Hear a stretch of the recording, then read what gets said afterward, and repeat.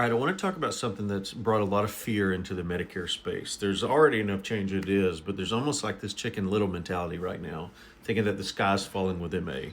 Really, specifically, what I'm getting at is an email a lot of us received a week or two ago that Medicare, a large Medicare Advantage carrier is no longer going to pay true up on new to Medicare enrollees.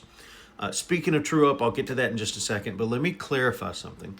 What most agents think of as a true up isn't actually a reconciliation. It's really about how carriers are choosing to pay their new to Medicare commission to an agent for enrolling someone in their plans, right? So let's talk about how this has traditionally worked. Traditionally, when you enroll someone in MA and they're new to Medicare, it doesn't matter which month of the calendar year you enroll them in, CMS sets a maximum allowable commission for a Medicare Advantage plan.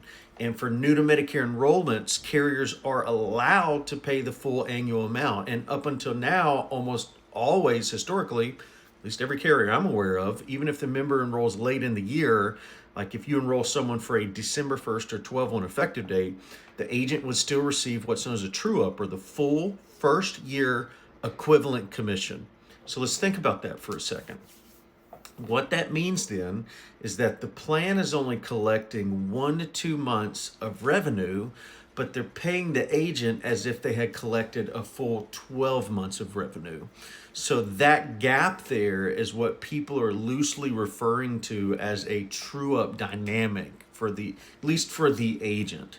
So what's changing in that sphere is that a large carrier, one of the largest MA carriers in the nation, has signaled, hey, we're moving away from that model because it's not as profitable for us anymore. Instead of paying the full allowable amount, and that's important, it's the allowable amount, it's not what is demanded, they're going to prorate that compensation based on how many months are remaining in that calendar year.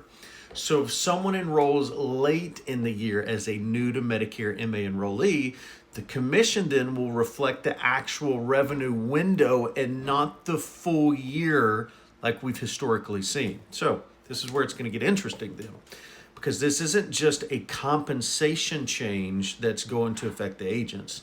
This is a a signal flare, right? It's a signal flare signaling the economics of Medicare Advantage right now.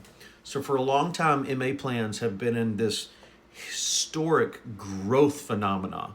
Plans that are willing to pay these super aggressive payments for new members and absorb any inefficiency from people who would swap them every year in call centers,